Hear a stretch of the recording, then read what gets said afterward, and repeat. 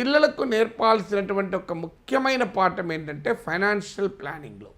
ఎందుకంటే చాలామంది middle class పేరెంట్స్లో నేను గమనించింది ఏంటంటే పిల్లలు ప్రొటెక్టెడ్ చిల్డ్రన్. సో వారికి డబ్బు ప్రాధాన్యత కానీ, డబ్బు విలువ కానీ, డబ్బు ఎలా ఖర్చు పెట్టాలని కానీ చాలామంది ఒక మధ్యతరగతి కుటుంబాల్లో తగ్గిపోతుంది. ఎందుకంటే ఒక్కరో ఇద్దరు సంతానం ఉంటుంది. తల్లిదండ్రులకు ఆ పిల్లల ఆకాంక్షలు తీర్చడం అనేది ఒక పెద్ద ఆబ్జెక్టివ్గా ఉంటుంది. తీర్చాలి, కానీ పిల్లలకు ఫైనాన్షియల్ ప్లానింగ్ నేర్చుకోవాలి. అలాగే కుటుంబాలకు కూడా ఫైనాన్షియల్ ప్లానింగ్ నేర్చుకోవాలి. ఫైనాన్షియల్ ప్లానింగ్ అంటే అదేదో పెద్ద బడ్జెట్సు, అర్థశాస్త్రము, సో ఆర్థిక అంశాలని అనుకుంటాం. చాలా చిన్న చిన్న విషయాలకు కూడా ఫైనాన్షియల్ ప్లానింగ్. సో ఇందులో ఒకటి obligatory spending versus non obligatory spending. ఈ సూత్రాలు ప్రభుత్వాలకైనా వర్తిస్తాయి, కంపెనీలకైనా వర్తిస్తాయి, సాధారణ కుటుంబాలకైనా వర్తిస్తాయి. భవిష్యత్ తరాలకు మనం నేర్పాల్సినవి కూడా ఇది. Obligatory versus non obligatory spending అంటే ఏది తప్పనిసరిగా ఖర్చు పెట్టేయాలి, ఏది తప్పనిసరి కాదు. తప్పనిసరిగా ఖర్చు చేయాల్సిన దాన్ని ముందుగా ఖర్చు చేయాలి. అంటే మనకు వచ్చిన ఆదాయంలో ఫస్ట్ హెడ్ ఎక్స్పెండిచర్ తప్పనిసరిగా ఖర్చు చేయాల్సింది ఉండాలి. తప్పనిసరి కానిది ఉంటుంది, అది మనం వాయిదా వేసుకోవచ్చు. సో ఆబ్లిగేటరీ స్పెండింగ్, ఉదాహరణకు పిల్లల చదువు పైన ఖర్చు పెట్టకుండా మనం ఒక భవిష్యత్తులో ఒక మంచి ఇల్లు కట్టుకోవాలనే కోరికను ఇప్పుడే తీర్చుకున్నాం అనుకోండి. సో ఇల్లు కట్టుకునే కెపాసిటీ ఉండి పిల్లలు చదివించే కెపాసిటీ ఉండే రెండు చేయొచ్చు, అభ్యంతరం లేదు. కానీ రెండిట్లో ఏదో ఒక కెపాసిటీ మాత్రమే ఉంటే పిల్లల చదువుపై ఖర్చు పెట్టడం ఆబ్లిగేటరీ అవుతుంది. మనము ఇల్లు కట్టుకోవడం అనేది కాస్తంత వాయిదా వేసినా ప్రమాదం ఉండదు. లగ్జరీ ఎక్స్పెండిచర్, విలాసాలకు అయ్యే ఖర్చు అయితే పూర్తిగా వాయిదా వేయచ్చు, క్యాన్సిల్ కూడా చేసుకోవచ్చు. సో మొదటిది obligatory versus non obligatory spending. అది ప్రభుత్వానికైనా ప్రజలకైనా వర్తించే మొదటి సూత్రం. రెండవ సూత్రం క్యాపిటల్ వర్సెస్ రెవెన్యూ స్పెండింగ్. ఇది మనం ప్రభుత్వ బడ్జెట్లలో కూడా వింటుంటాం. దీనికి సింపుల్ నిర్వచనం ఏంటంటే క్యాపిటల్ ఎక్స్పెండిచర్ అంటే మూలధన వ్యయం ఏదైతే ఆదాయాన్ని తెచ్చి పెడుతుందో అది క్యాపిటల్ ఎక్స్పెండిచర్. ఏదైతే రోజువారీ ఖర్చులు ఉంటాయో అది రికరింగ్ ఎక్స్పెండిచర్.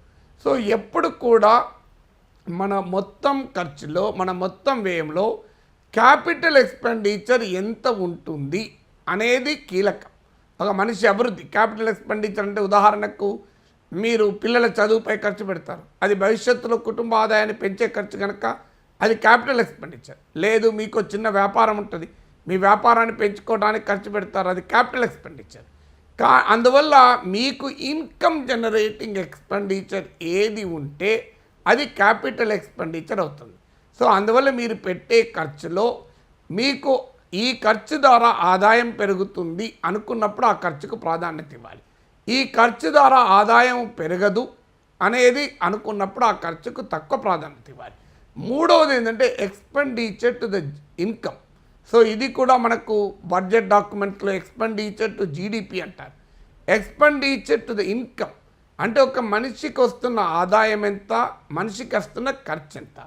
ఆదాయానికి లోబడి ఖర్చు ఉండాలన్నది ఒక సాధారణ ఆర్థిక సూత్రం, కానీ అన్ని సందర్భాల్లో వర్తించే ఆర్థిక సూత్రం కాదు. ఎందుకంటే ఇవాళ అభివృద్ధి చెందుతున్న సమాజాలు కానీ కుటుంబాలకు కానీ ఆదాయానికి లోబడే ఖర్చు పెట్టాలంటే జీవితంలో అభివృద్ధి కారు. అది పిల్లల చదువుకే కావచ్చు, ఇల్లు కట్టుకోవడానికే కావచ్చు, వ్యాపారం చేసుకోవడానికే కావచ్చు. ఆదాయానికి లోబడే ఖర్చు పెట్టాలి అంటే జీవితంలో అభివృద్ధి కారు. అక్కడే డెఫిసిట్ ఫైనాన్సింగ్ అనే కాన్సెప్ట్ వచ్చింది. అంటే అప్పుల ద్వారా అభివృద్ధి ఎలా చేయడం. అయితే అప్పు కూడా ఎంత తీసుకుంటున్నావు, నీ ఆదాయ పరిమితిని మించి అప్పు చేసావనుకోండి అది నిన్ను కంప్లీట్గా ముంచేస్తుంది. లేదు, నీ అప్పు కనుక అధిక వడ్డీకి తీసుకున్నావు అనుకోండి దెబ్బతింటావు. అప్పు చేసి నువ్వు విహారయాత్రలకు వెళ్ళావనుకోండి దెబ్బతింటావు. కానీ అప్పు చేసి కనుక అభివృద్ధి పైన ఖర్చు పెడితే అది కుటుంబానికి డెవలప్మెంట్కి ఉపయోగపడుతుంది. అందువల్ల మీరు ఒక ఉద్యోగస్తులు, మీరు ఇల్లు కట్టుకోవాలి అనుకుంటే మీ జీవితంలో వచ్చిన ఆదాయంతో ఇల్లు కట్టాలంటే జీవితంలో కట్టలేరు, ఈలోగా ధరలు విపరీతంగా పెరుగుతాయి. మీరు ఒక హౌస్ లోన్ తీసుకొని ఇల్లు కట్టుకున్నారనుకోండి ఎలాంటి నష్టము లేదు. ఎందుకంటే ఇవాళ హౌస్ లోన్ పైన మీరు కట్టే ఈఎంఐ ఇవాళ మీకు చాలా ఎక్కువ అనిపించవచ్చు, కానీ ఫ్యూచర్కి వచ్చే వరకు అది చాలా తక్కువ అవుతుంది. నేను 1991లో నేను 2000లో ఇల్లు కట్టుకున్నప్పుడు నా ఈఎంఐ 6,000 రూపాయలు. నా శాలరీలో అదొక 20%, నాకు కరెక్ట్ సరిగ్గా గుర్తులేదు కానీ ఒక గణనీయమైన భాగం. 6,000 రూపాయలు ఈఎంఐ కట్టాలంటే చాలా టెన్షన్ పడేవాడిని. కానీ ఇవాళ గమనిస్తే 6,000 రూపాయలు నా ఆదాయంలో చాలా చిన్నది. సో అందువల్ల ఎప్పుడు కూడా డెఫిసిట్ ఫైనాన్సింగ్ ఫర్ డెవలప్మెంట్ అనేది చాలా కీలకం. అందువల్ల అప్పు అనేది ఆర్థిక శాస్త్రంలో నెగటివ్ కాదు. అయితే ఆ అప్పును ఎలా ఉపయోగించుకుంటావు, ఎంత అప్పు చేస్తావు. ఉదాహరణకు నీ ఆదాయాన్ని మించిన ఈఎంఐ కట్టేలా అప్పు చేస్తామనుకోండి, అది ప్రమాదకరంగా మారుతుంది. సో అందువల్ల అప్పు అనేది నీ ఆదాయానికి మాత్రమే కాదు, నీకు ఆ అప్పు ద్వారా అభివృద్ధి అయ్యేలా ఉంటే డెఫిసిట్ ఫైనాన్సింగ్ వల్ల నష్టం లేదు. ఇక 4వది ఏంటి అంటే మన ఖర్చులో క్వాలిటీ ఆఫ్ ఎక్స్పెండిచర్. సో ఎంత ఖర్చు పెట్టామన్నది కాదు, ఆ ఖర్చు నాణ్యత ఎంత, క్వాలిటీ ఆఫ్ ఎక్స్పెండిచర్ ఏంటి అంటే. క్వాలిటీ ఆఫ్ ఎక్స్పెండిచర్ అంటే ఇప్పుడు ఉదాహరణకు మనం ఎక్కువ కాలం వినియోగించే వస్తువులు ఉంటాయి, దానిపైన మీరు ఎక్కువ ఖర్చు పెట్టినా తప్పలేదు.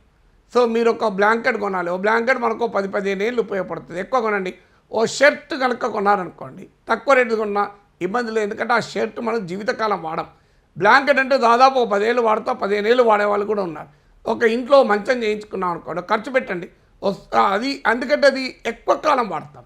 సో ఎక్కువ కాలం వాడే వాటిపైన మనం ఎక్కువ ఖర్చు పెట్టాలి, తక్కువ కాలం వాడే వాటిపైన తక్కువ ఖర్చు పెట్టినా నడుస్తుంది. దీర్ఘకాలం ఉపయోగించే వాటిపైన, ప్రతిరోజు వాడే వాటిపైన ఖర్చు ఎక్కువ పెట్టినా తప్పలేదు, ఎందుకంటే వాటి క్వాలిటీ ఇంపార్టెంట్. మీ ఇంట్లో ఒక కుర్చీ కానీ, ఒక సోఫా కానీ, మీరు వాడే టీవీ కానీ, మీరు ఇంట్లో వాడేటువంటి ఇంపార్టెంట్ వస్తువులు రోజు ఉపయోగించేవి ఉన్నాయనుకోండి, దానికి మీరు ఎక్కువ ఖర్చు పెట్టినా ఎలాంటి నష్టము లేదు, ఎందుకంటే అది ప్రతిరోజు వాడతాం. ఎన్నడో ఒక రోజు వాడేదానికన్నా ప్రతిరోజు వాడేదాన్ని మనం ఎప్పుడు కూడా ఉపయోగం. తర్వాత నెక్స్ట్ సూత్రం ఏంటంటే మనము ఎలా అప్పును చాలామంది అడుగుతారు.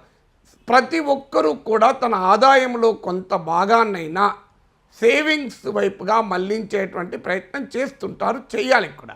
అర్థశాస్త్రంలో సేవింగ్స్ అనేది చాలా కీలకం.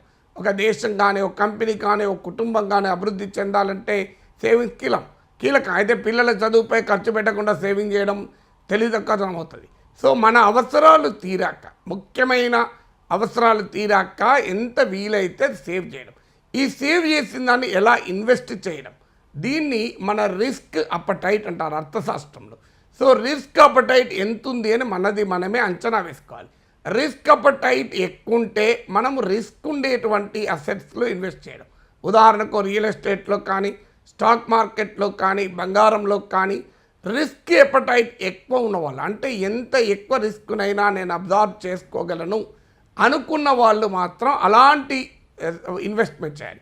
లేదు నేను అంత రిస్క్ అపటైట్ లేదు అనుకున్నవారు, సో రిస్క్ పెరుగుతున్న కొద్దీ లాభానికి అవకాశం పెరుగుతుంది, అదే సమయంలో నష్టానికి కూడా అవకాశం పెరుగుతుంది. రిస్క్ తగ్గించుకున్నాం అనుకోండి, నష్టము తగ్గుతుంది, లాభము తగ్గుతుంది.